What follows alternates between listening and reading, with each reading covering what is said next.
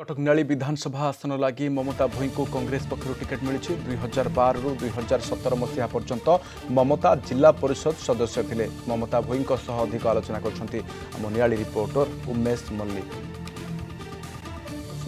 आपण जानते चारि थर निर्वाचन होती केवल गोटे थर कांग्रेस विजय होती आउ तीन थर बीजेडी खाता को जाइए। आपण किभली भाव कांग्रेस रु भोटर पाक जीवे केमी विजय हो आशा रखुंट जी दिन बीजेडी शासन करी लोक बहुत असंतुष्ट अच्छा एवं बहुत अशांति अच्छा आमर जो विधायक थे मान्यवर विधायक से आमको कौन कम सहयोग करूँ आमे भी लोकों पाखे जाकि पहुँचीचु सबू समाधान करूँ। ये आमरी गाँव में भी गोटे 80-90 जनकर भत्ता भी हो पार नाला आम से माने कटक फोन करूँ कलेक्टर ऑफिस संध्या 7टा-8टा भितर आसी सारे सब पैसा पेड करते।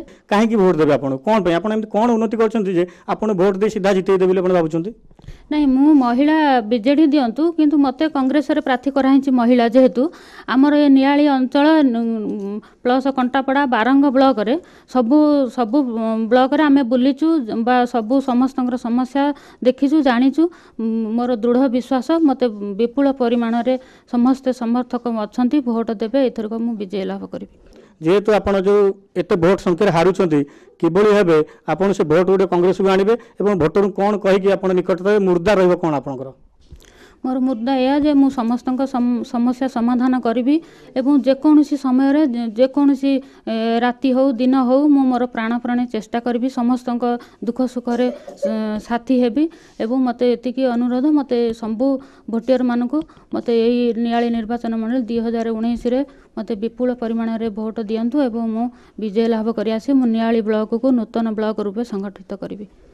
आपण शुणुले कांग्रेस प्रार्थी ममता भोई ठारू सी 2012-2017 मसीह थे बीजेडी जिला परिषद प्रार्थी थे सी कांग्रेस टिकेट पाई सी अपील कर नियालीवासी को जे भोट दिंतु नियाली ब्लॉक को से सुधारे।